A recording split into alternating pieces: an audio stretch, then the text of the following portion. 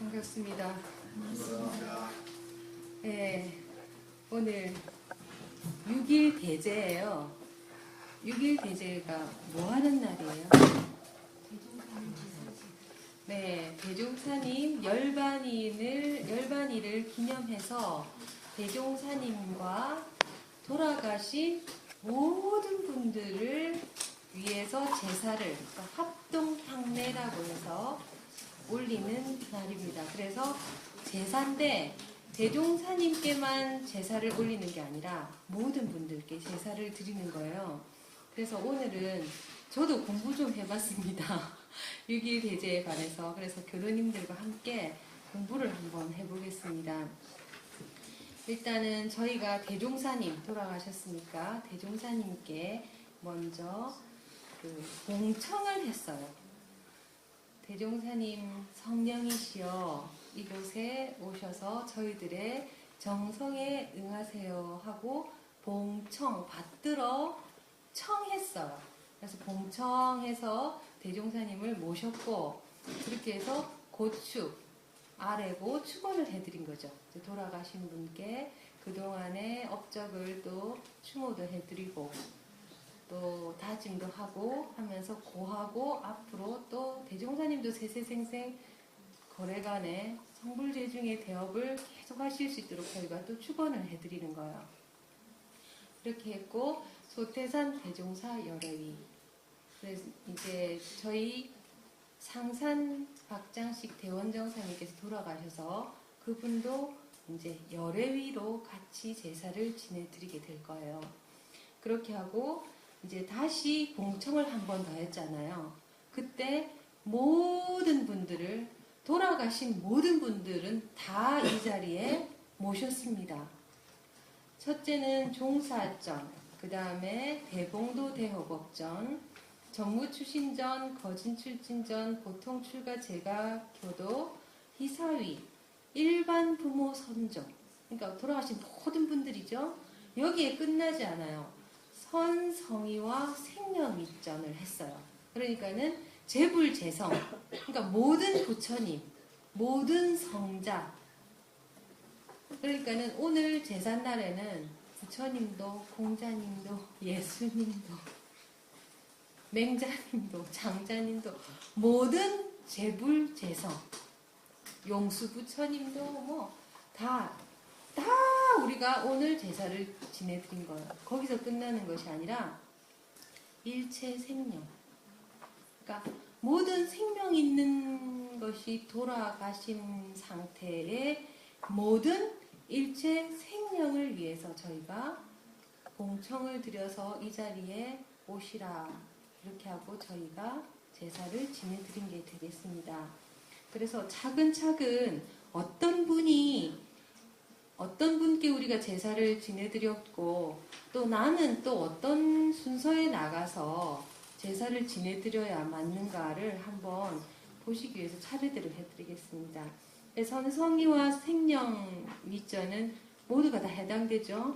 그 다음에 일반 부모 선조전은 부모님이 돌아가신 경우, 그러니까 앞으로 이제 윤주도 나와야 되겠다는 생각이 들던데 할아버지 할머니 돌아가신 분이 계시니까 이렇게 해서 일반 부모니까는 일단은 원불교와 인연이 없으셨던 분이에요.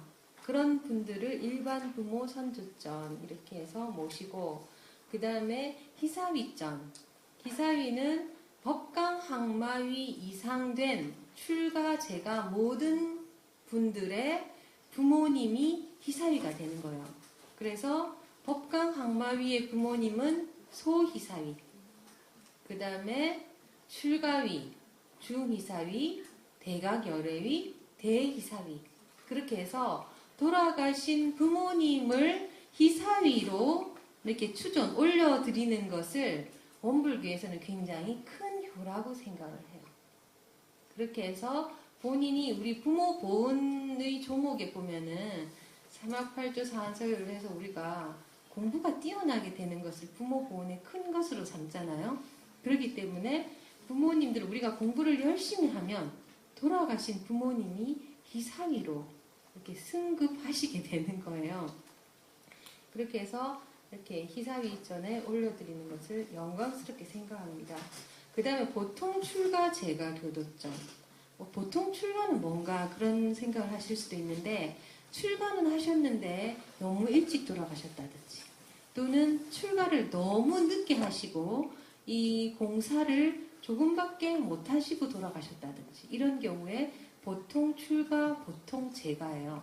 그러니까 이 보통 출가시고, 그 다음에 재가긴 재가신데 공부와 사업 성적이 그 어느 정도 수준에 이르지 못하면, 그러니까 우리 교수님들 보면은 지금 법의 사정이랑 사업 성적 사정에가 성적 다 있거든요. 그래서 무슨 원 성적 몇 등 있어요. 그런데 그런 성적이 너무 없는 경우, 우리 교수님들은 그런 경우는 지금 거의 없으실 거예요. 성적이 어느 정도 다 있으세요. 그런 분들은 보통 출가, 보통 재가 교도님이시고, 그 다음 거진 출지는 재가 교도님 중에서 공부와 사업이 되셔서 성적이 높으신 분, 이 공부와 사업은 공부에 진척이 있고 사업은 공중사에 하신 그거잖아요. 그래서 공부와 사업적으로 이 공도에 헌신하시고 공부를 열심히 해서 마음, 정신의 수준이, 법의가 어느 수준에 이상 이르면은 거진 출진이 돼요. 근데 이것이 1자위, 2자위, 아까 묘위 보고할 때 있었잖아요. 근데 저희 아버님도 돌아가셔서 지금 거진 출진이세요.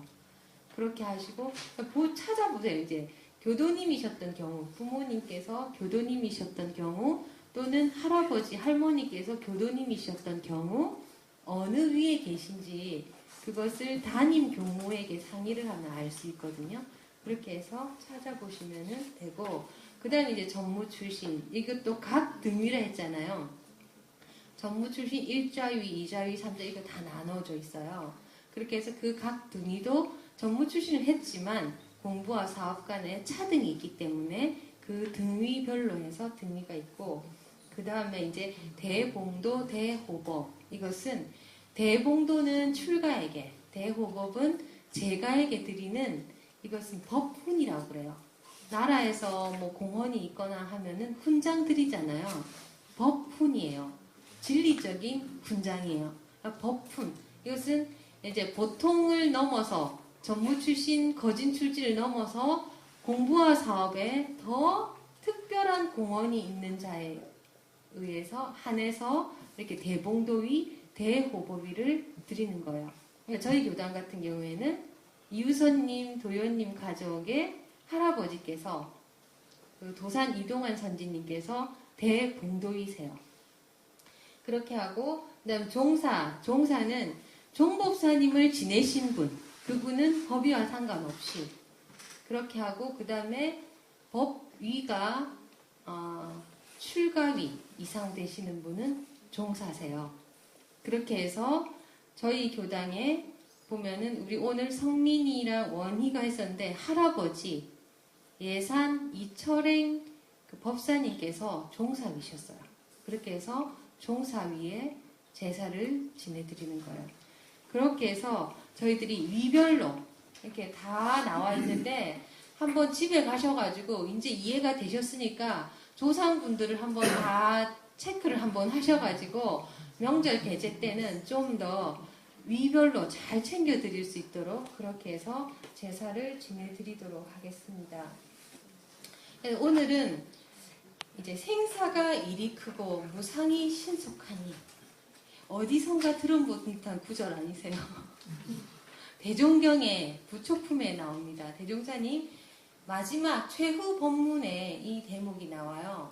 생사가 일이 크고 무상이 신속하니, 범연하게 생각하지 말고 정신 바짝 차려서 공부를 해라, 이 말씀이 뒤에 생략돼 있어요. 이제 총부에서는 지금 대종사님 유품을 전시한 수장고를 오픈해가지고 유품 전시회를 하고 있대요. 거기서 이제 찾아낸 유품 중에 보면은 대종사님께서 직접 쓰신 서한 편지에 마지막 대목에 이런 내용이 있대요. 너희들 성불하기만 기도한다. 너희들 성불하기만 기도한다. 오늘 6일 대제 때 대종사님 제사를 지내드렸는데, 대종사님께서 제일 좋아하실 일은 여러분께서 성불하시는 것이 가장 큰 기쁨이 되고 대종사님께서 살아계셨으나 돌아가셨으나 늘 염려불망 모든 분들의 성부를 염원하고 계시지 않으실까, 그렇게 하고 호렴해 주시고 계시지 않으실까. 그래서 오늘 대종사님께서 돌아가시기 전에 마지막 내려주신 법문, 최후 법문을 다시 한번 마음에 새기는 그런 시간을 갖도록 하겠습니다. 대종사님께서 최후 법문을 내리시기 전후 상황을 살펴보면 대각전을 가는 길이었는데 아이들이 놀다가 정신없이 놀고 있다가는 대종사님께서 지나가시니까 거수경례를 타는, 대종사님께 경례! 그래가지고 애들이 탁 일렬로 서가지고 탁 경례를 했다는 거예요. 거수경례를 했다는 거예요. 근데 그 당시 시대 상황이 일제시대여가지고 그렇게 경례를, 거수경례를 하는 그게 있었는가 봐요. 그래가지고 대종사님께 이제 존경에 펼치면서 이제 경례를 한 거죠. 그러니까 대종사님께서 너무 이렇게 기특해가지고 오냐 하면서 이렇게 머리를 다 쓰다듬어 주셨대요. 근데 그 머리를 쓰다듬긴 아이 중에 한 명이 융산 송천은 법사님이세요. 그분께서 그날 그렇게 대종사님께서 머리를 쓰다듬어 주셨는데 그것이 마지막 대종사님의 마지막 머리를 쓰다듬어 주심이었을 줄은 생각지도 못했다. 그런 충고담을 하셨다고 하더라고요. 그래서 대종사님께서 거품 같은 아이들이 이렇게 커서, 거품 같은 아이들이 우리가 처음 생길 때 난자와 정자가 만났을 때는 사실 거품보다 더 작은 존재였잖아요. 그렇게 하다가 이제 커서 질서 있게 행동하는 것이 정말 기특하고 보기가 좋았다. 그러시면서 그 수도 정진에서 돌을 깨치고 알아가는 것이 이렇게 철없는 아이들이 성장하는 것과 같다. 그러니까는 이제 이런 상황을 쭉 말씀하시면서 최후 법문을 하셨대요. 아이가 자라서 어른이 되고 그 중생이 이제 철이 들어서 보살이 되고 부처가 되니까 하여간 공부 열심히 해라 그러시면서 이제 말씀을 하셨는데 최후 법문을 요약해 보니까 4가지예요. 4가지인데 첫 번째는 불보살의 지혜와 능력을 길러서 중생을 제도하는 선도자가 되라. 그러니까 우리가 어릴 때 아무것도 모르잖아요. 그랬다가 집에서 부모님께서 이거는 하면 좋고 저건 하면 안 좋고 뭐 바깥에 나가면 어떻게 예의를 차려야 되고 학교 가면 어떻게 다 가르치잖아요. 그래서 그 인도 대의를 가르쳐서 세상에 내보내는 게 부모님이시잖아요. 아이들이 그렇게 이제 인간사 도리를 알아가면서 한 가정의 가장이 되고 또 세상의 지도자가 되고 이렇게 성장을 해 나가는 것처럼 수도하는 공부도 범부 중생들이 철없이 지내다가 점차로 철이 들면서 이제 알아가고 부처가 된다. 뭐가 밝아지느냐면은 이 만물과 나와의 관계가 밝아진다는 거예요. 제가 이제 계속 말씀드리고 있지만 나는 없어요. 어떤 나는 없다. 고정된, 한정된 나는 아니에요. 영원한 시각으로 볼 때 우리는 수많은 생을 거치면서 이 사람이었다, 저 사람이었다 그러면서 관계를 수도 없이 맺어왔어요. 그렇기 때문에 세상의 모든 생명은 내 부모와 같고 내 형제와 같고 나에게 은혜를 주는 존재와 같다. 둘이 아니다 이거죠. 가족은 그 고락을 같이 하잖아요. 그런 것처럼 일체 생명과 내가 고락을 같이 하는 하나다. 이것을 점점 이해를 하게 되고 또 이 세상의 모든 존재가 죄복의 고락을 직접 주재할 수 있는 권능이 있는 산 부처다라는 거예요. 그래서 나도 부처고 너도 부처고 우리 안에 모두 부처 있다 말씀드렸죠. 내 안에 부처 있고 모든 사람 안에 불성이 있다 이거죠. 그래서 그것을 알아서 신앙과 수행의 길을 밝혀나가자. 수행의 길은 일단 어떻게 하느냐. 견성, 양성, 솔성이에요. 3학으로 해나가죠. 그러니까 견성이라는 것은 성품이 이치를 안다라는 것인데 성품은 곧 진리고 자연이고 도예요. 그렇기 때문에 내 성품을 알면 우주 만유의 이치도 알게 돼요. 우주 만유의 이치를 알게 되면 내 마음도 알게 돼요. 그래서 성리라고 해서 내 마음의 근본 이치와 우주 자연의 본래 이치를 알아나간다는 거죠. 그렇게 알아나가는 것을 견성이라고도 하고 또 다른 말로는 지혜라고도 할 수가 있어요. 지혜. 지혜를 갖추게 되면 참 편안하겠다는 생각이 들어요. 어떻게 편안하느냐? 몰라서 두려움 많이 겪잖아요. 저희들이. 어떻게 될까?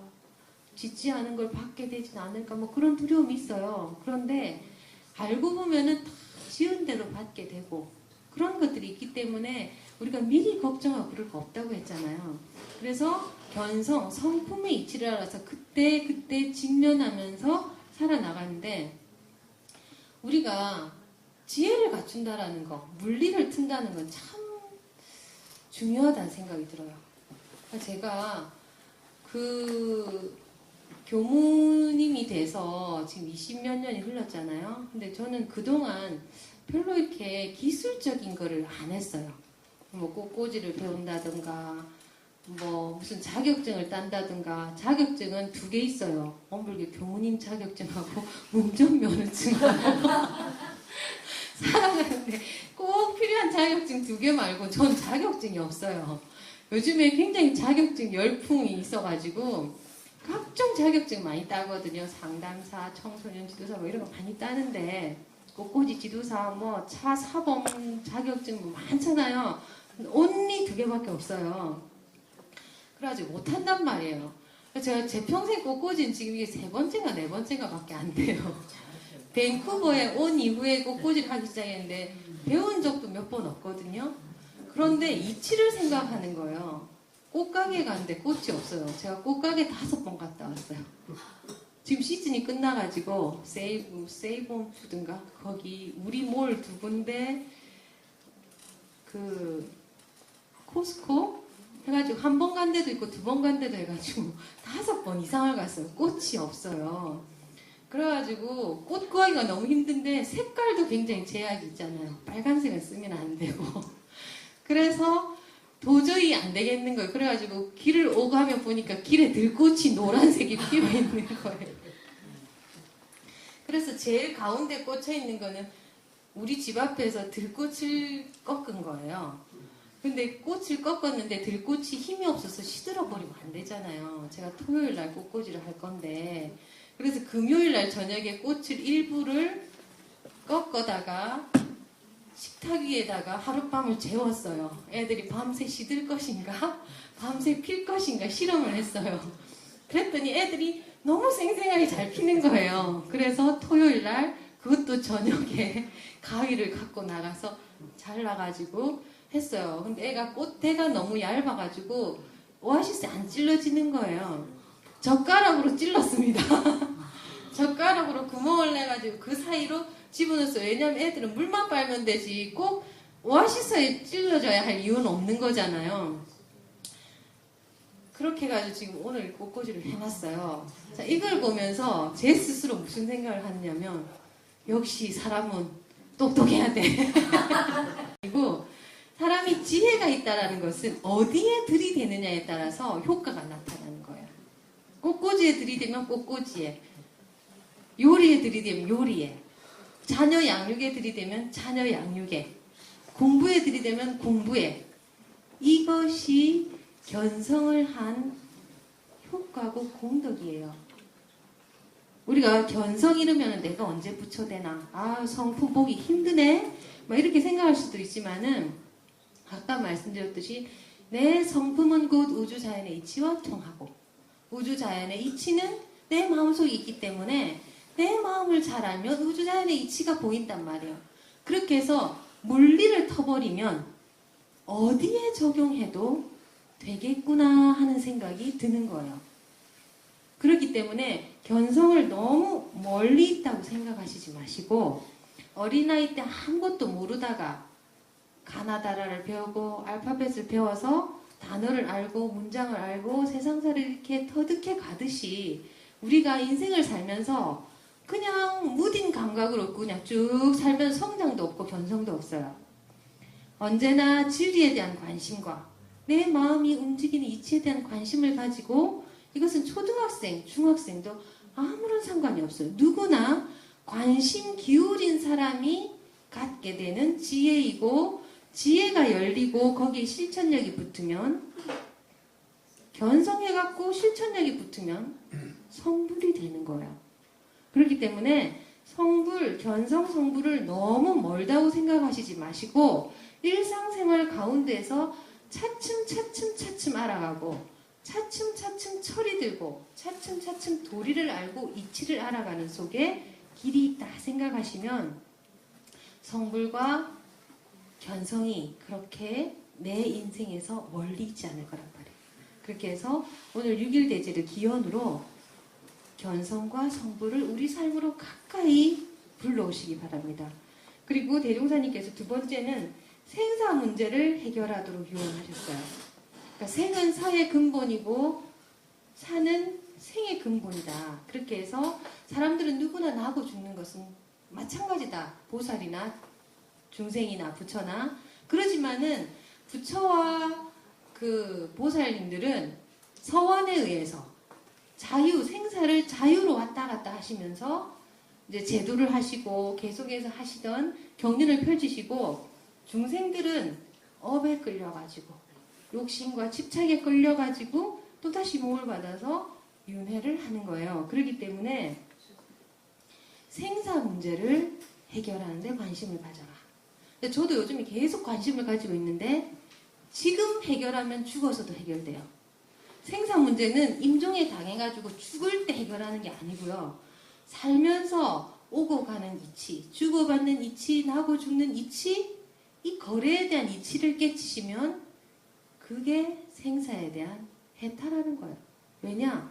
어제, 오늘, 과거와 현재, 오늘과 내일, 현재와 미래, 이렇게 계속되는 거예요. 몸을 바꿨다, 옷을 갈아입었다, 낙엽들이 떨어졌다, 새싹이 났다, 이런 거잖아요. 그래서 그 순간순간을 끊어보면 지금이 곧 생사의 기로에 서 있는 순간이에요. 그렇기 때문에 죽을 때 내가 착해지겠다 하지 마시고, 지금 이 순간에 모든 거래에 자유하시면은 이 큰 생사대사를 해결하실 수 있어요. 어떤 일에 자유하시냐?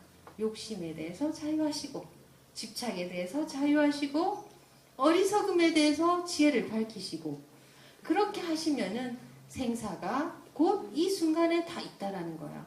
그래서 그런 이치에 대해서 항상 관심을 가지라.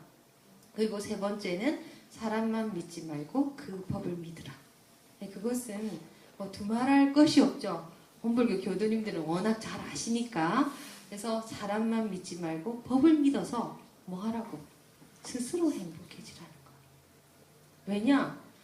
부처가 되고 성불을 하고 몸에 금칠하고 불단에 앉아있으려고 그거 하려고 하는 거 아니에요. 자유롭고 행복해지기 위해서 성불을 하고 부처가 되자는 거잖아요. 그러니까는 우리가 사람만 믿지 말고 그 법을 믿어서 우리 스스로 부처가 되고 자유롭고 행복해지는데 관심을 기울이자는 거죠. 그 다음에 마지막으로 예외를 부탁하신다고 하셨어요. 말하자면 법회 빼먹지 마라 그렇게 말씀하셨어요. 왜냐면은 그 혼자도 할 수 있지만 이것이 끈이잖아요. 끈. 항상 이렇게 법으로 연결되어 있을 수 있도록 도와주는 장치예요. 그렇게 해서 법회를 잘 봐라. 어떻게 보느냐? 장을 보러 온 사람이 장을 보듯이 여기 와가지고 내 물건이 있으면 갖다 팔기도 하고 필요한 물건이 있으면 사가기도 해야 장을 보러 온 그 공덕이 있는 거죠. 그것처럼 항상 법회에 오실 때도 내가 깨달은 바나 내가 깨우친 바나 내가 베풀 바나 내가 할 수 있는 일이 있으면 와서 베풀고 파는 거죠. 말하자면 팔고 내가 필요한 거 있으면 가지고 가고 그렇게 해서 공왕공내 그냥 왔다가 그냥 갔다가 시간만 죽이는 일을 하지 말라고 특별히 당부하셨어요.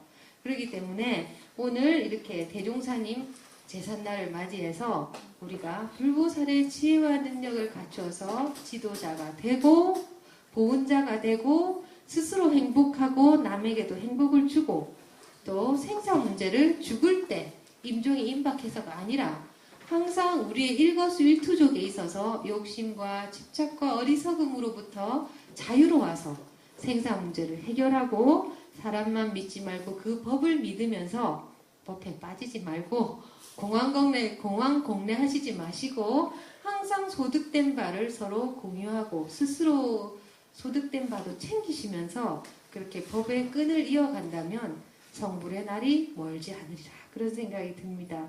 모두 이 날을 기원으로 해서 모두 부처되시고 행복해지시기를 기원드립니다. 이상입니다. 감사합니다.